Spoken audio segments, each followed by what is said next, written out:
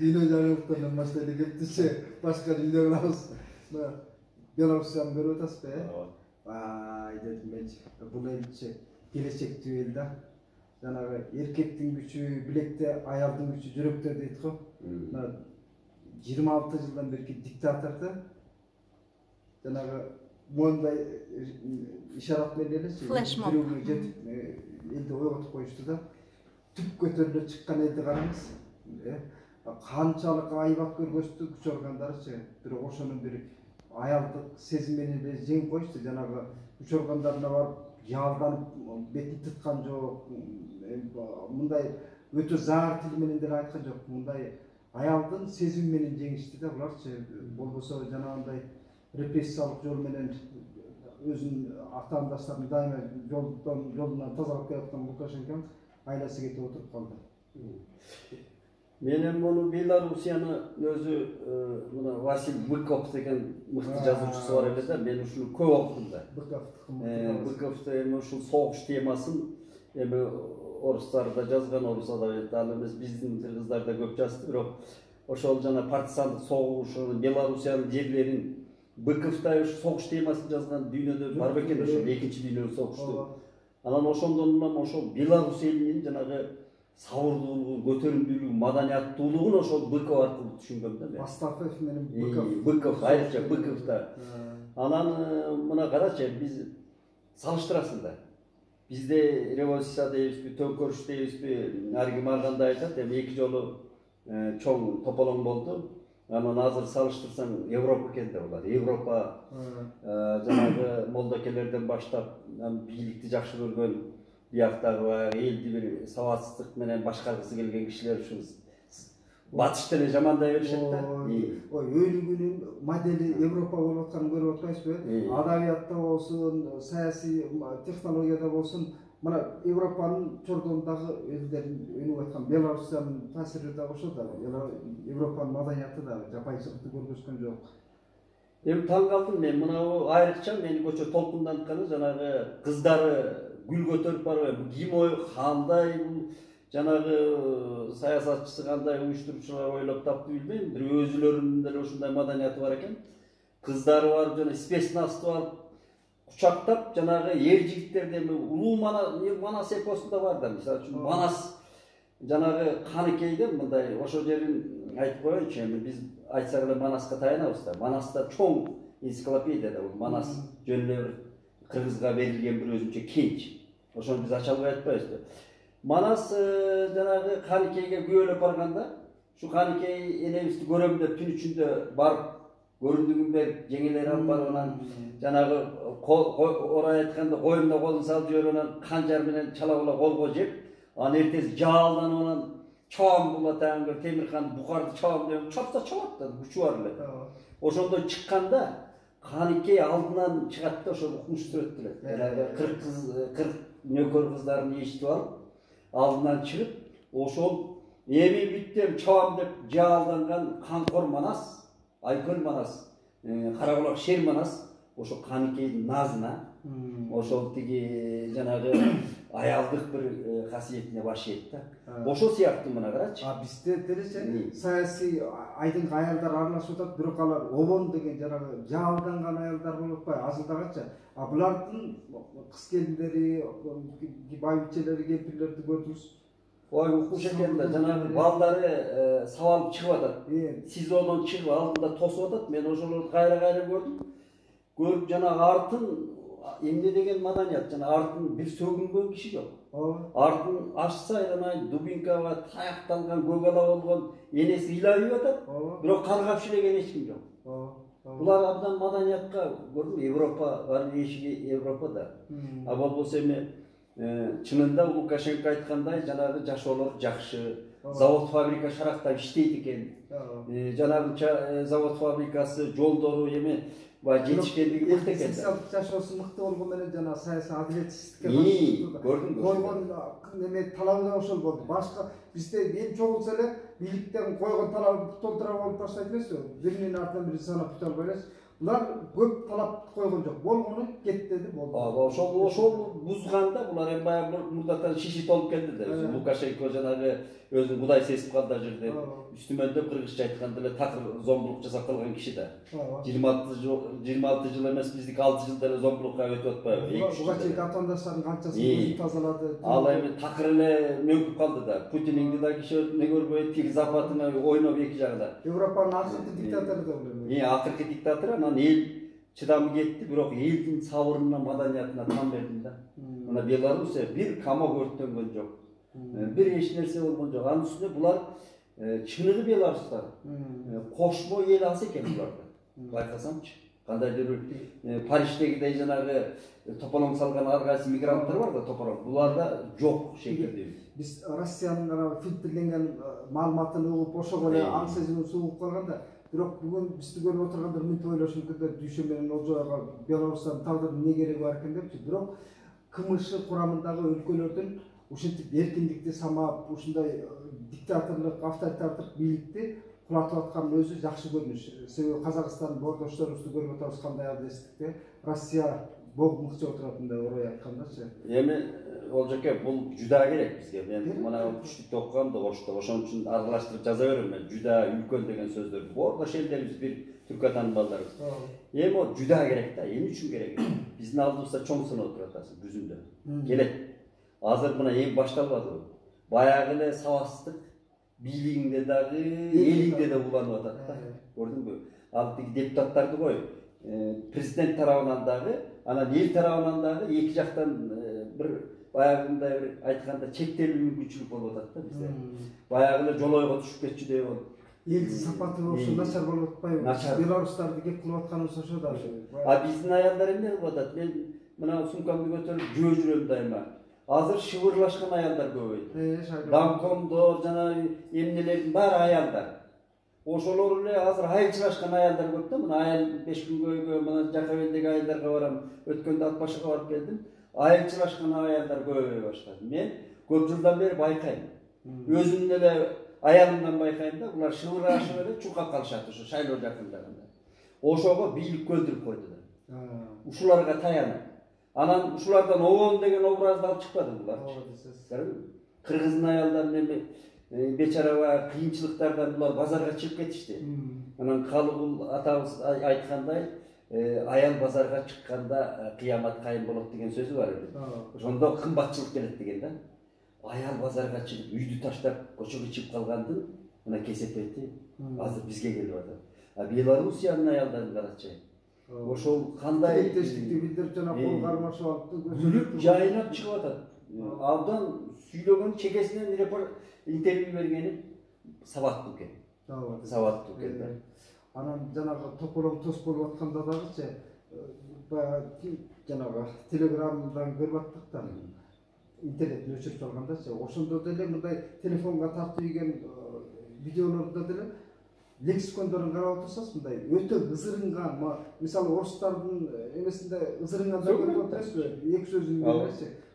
Белорустарда андай характерде жок экен. Муну айтып аткан себеби биздин элдин дагы өзүбүздүн эне тилибизди да аябай пластчоскө заар тилге айлантып алдык да. Бул Олжоке илгери мен чоң абышканын колунда чогойдум. Көчмөн абышка, сабатсыз деп коелу. Ошол кездеги жанагы Кайран Төлөмшөкеевдин Бакайдын жайытындагы жана эң акыркы кадрда кыркыга тартып кетип аткан чоң тебетей абышкалардын ошондой образдуу абышкалардын колунда чоңойдум да мен. Ошол кезде сөгүнүү жок эле. Нарк бар эле да. Кыргыздагы ошо түпкү наркында жулунуу, андай ызырынып сөгүү деген болгон эмес. Кийин чыкты бул. Мына алкоголизм көбөйттү муну. Анан заманга шылтап, мына чалагайым сабатсыздык ушуга алып келди да бизде. Эми бирок мына биздин пандемиянын убагында мына тополоң болуп кеттик го. Бир айда, июль айына барчы. Июль айында Алла соозунан түшүп элдин чаң тополоң бийлигиңден эле алдырап калды. Бар. Мына бул жердеки күндүзгү стационар дегендерге барып көрүп жүрдүм мен. Масканы кийип алып, ушул эл бири-бирин тебелип кете турган акыбалга келип калды. Өл басса буяктан. Ол мамлекетке караганда көрдүңүздөр го жанагы кислороддук системаны курушпады. Элдар Абакиров жана Тилек Токтогазиев деген ыктыярчы балдарчы. Бийликке караганда эл ушуларга таянып калды. Элиңден да ошо жаштарды айтайын деп атам да мен. Жаштар азыркы жаштар Мен үміт байлап қалдым. Мен азыр балдар сабатсыз болып қалды ғой деп абдан эметип жүрдүм эле. Жок, булар интернеттен алат экен. Интернеттен алган балдар бар экен да. Абдан билимди дүйнөнү көрөт экен. Ушу балдарыбыз көп сактабады. Жанагы орай айтканда капкурсак байлар эмес. Алар бергенин шоо кылып атат. Ушу балдарыбыз чуркап, жанагы велосипед сактаган, велосипедке деген акчасынан өйдө төгүп турса, анан бел байлайт экенсиң да. Мына биздин балдар, анан былтыркы мен сенин көз карашың кандай экенин билбейм, ана логистикалык борборду ат башка салдырбайбыз деп балдар чыкпады атчан. Мен ошол ат башынын балдарына да ыраазы болдум. Бирөө келип, ысырылып, атчан келип, мейли алар өзү протест жасап атат, өзүнүн оюн айтып атат. Бирок ошол айылдагы балдар келип эми ат менен жөөлөп жанагы ит кылабы дедим эле, телевизордон көрүп атып ошол жердеш инилериме балдарга, жаштарга ыраазы болдум. Себеби азыр интернет аркылуу тарбияланган бир муун келатыптыр. Биз аларга мына 30 жылдык кийинки Акаевден берки мектеп деген маселеси, элге билим берүү, мына медицина деген таптакыр катарда чыккан да. Эми жазуучуну айтпай эле коелу. Китебин окубай жазуучу өнөр адамдар көчөдө калган да. Шунун кесепети барып сабатсыздыкка алып келип атат да. А Белоруссияда эл сабаттуу экен, билимдүү экен да. Сабаттуулук дегенде могу сабат саясий аң сезимдин жетилбей атканы дагы биз ошол кайра эле баягы добушун болор акчага сатып эми догарткан көрүнүш пайда болбосо экен. Бул эми барып келип эле чынын айтуу керек. Эми мына баягында сен сөз кылып атасың, мына президентти, азыркы биздин президенти сөз айталычы бул кишини. Баягы бир эжерде сүйлөдү, Шарып акени билчилерси атанын уулусуң деп кайрылып атты, бир сабаттуу кайрылды бир аял киши ушул кишиге. Сиз абдан жумшактыгыңызды пайдаланып айланаңыз момундай болуп атат, алып баратат ошол жака деп катуу интернеттен окудум, көрдүм. Эми бул кишини мен дагы ошо Ош Педисин окуп, ошол Шарып аке жөнүндө түштүктө ошо соорума жооп тегерегидеги мыкты эмелер бар да. Анан бул киши мен өткөндө ушул сабырдуулугун мына баягы өткөндө берген карантинде, мына карантинде биз жатып эме үйдө отуруп берди кыргыз. Мен ошону айттым эле баягы передачада. Баш ийип отуруп берди кыргыз. А чоңдорун болсо жатып алыптыр ошол кезде. Кара элине окшопчу. Ошондо даярданса мынчалык жоготуу болбойт эле. Эми Америкада деп салыштырышып атпайбы? Ошо алдын албай коюшту да. Кайран ичим ооруйт, көп кишилер жөнүндө мезгилсиз өтүп кетти. Ушу тополомдор элечи. Жанагыдай алардын өзүнөн да болуп калды деп айта алам. Көп киши үйүндө жатыптарлар, ошол сабатсыздык алдагы. Эми мына балдарыбыз үмүт арттырат да. Мына шайлоого жакындан президент ушу эмеге барып атат, Сейилбакка барып атат да, жанагы жаңы ачылган паркты бир суракматы ушул жаңы парк салабыз деп ушул жака алып барыптыр. Мен ушул бүт айланасында кандай кишилер отуруп, ушул мэритин түшүнбөйм да, ушул азыр Сейилбак сала турган убакыт.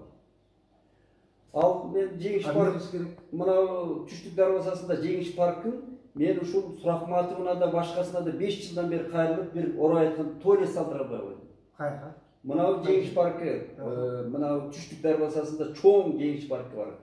Ондогон гектар дээлеп жатат. Ошол жерде туалет жок. Туалет тиги эски союздун туалети талкаланып урап жатат. Жаңы бир эки эшиктик кичинекей бирде мүжөрө. Көз жосун алган жерго мен эми мына ушул ишемби жекшемби күнү барсаң адам кыжылдап батпайт ошол жерде. Ооба. Булар эми бул каяка ушатып атат, мен түшүнбөйм да. Туалет жок, ай.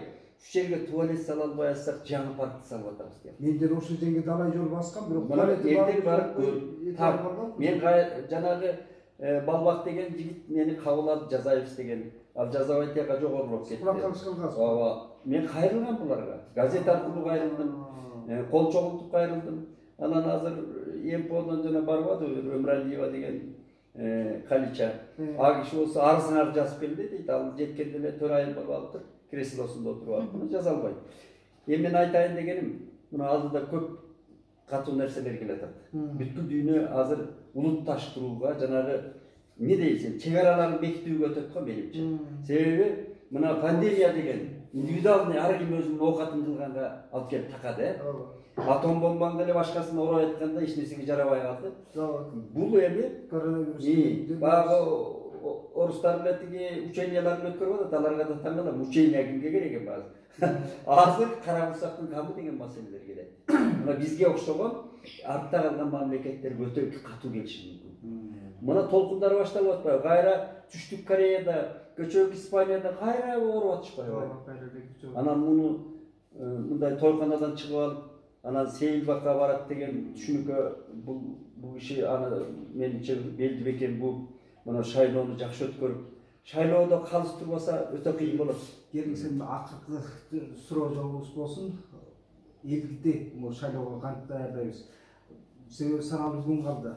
Эл канткенде өзүнүн добушун коргош керек. Кантиптир баягы эле шылымдарга алданып калбай, аң сезимдүү бир өзүнүн жүрөгү менен добуш берер экен. Эл эми мындай болуш керек да, эл өзү мына энелерге айтат элем да биринчи. Эне деген үйдүн куту, эне мекен энеден түтөлөт да. Эненин курсагында 9 ай жаткан бала, эненин далысында 2 жыл көтөрүлүп жүргөн бала, эненин этегин кармай өскөн бала, баарыбыз ошон чоңойдук, Энеден башталат. Энелер жанагыдай токтотуш керек эне деген.